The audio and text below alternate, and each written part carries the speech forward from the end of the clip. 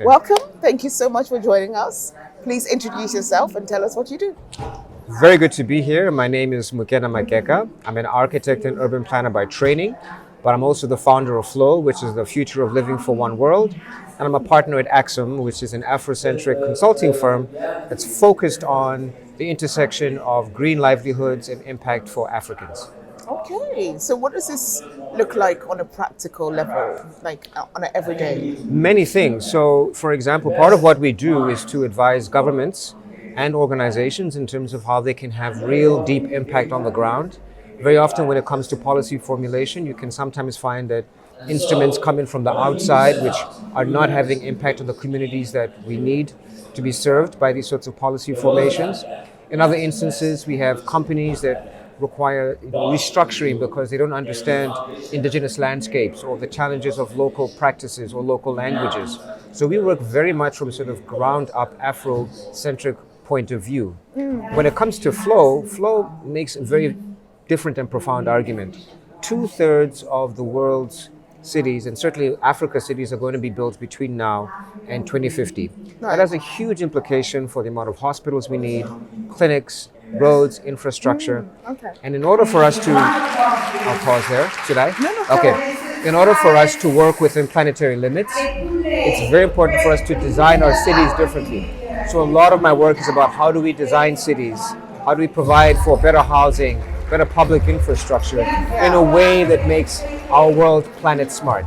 So where have you built on a continent? Like where have you My been personal active? career is about 20 years, Right. working specifically at both a policy level as well as at an architectural level. Okay. I worked on the World Cup in South Africa. I've got a number of buildings I've done there. I've advised a number of governments across the continent. I've participated, whether it's Singapore, Egypt, the United States, where I've done education work.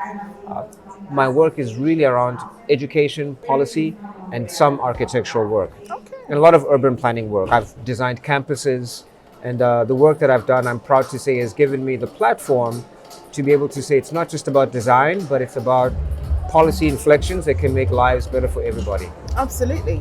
So I'm often kind of, puzzled sometimes that in Africa we're not building homes like in accordance with our climate, in accordance with It's a big the problem. way we live, Like It's a big problem. I once went to stay in a place like that was built like a mud hut. They actually used mud, and it was a modern mud hut, and it was so cool inside. There was no need for AC. And I'm Absolutely. just like, why on earth are we not building like this anymore? Absolutely.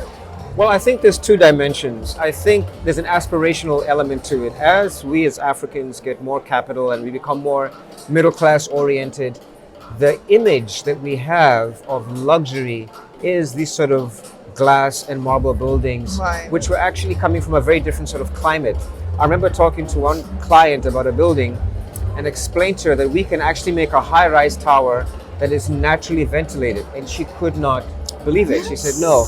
And I explained that the buildings that you have in your mind are a reflection of a sort of colonial construct Right. of what is architecture and what is urbanization. The other day I was on a panel and somebody asked me about this question in a slightly different way. Remember the movie Black Panther? Yes. There's a number of iconic scenes where you're going through what seems to be versions of the village and versions of modernity. And some people said, oh, but that's terrible. Why would it be like that? But that's the beauty of Africa, is that we can retain our traditions, we can retain our culture, we can retain our own way of imagining public space and still be modern and still be futuristic and still be progressive. So a lot of work has to be done by transforming our sense of aesthetics. And I Yeah. think government infrastructure plays a big part. Public buildings, our hospitals, clinics, our courthouses. These are the places where we can change people's imagination about what does it mean to live in climate smart architecture.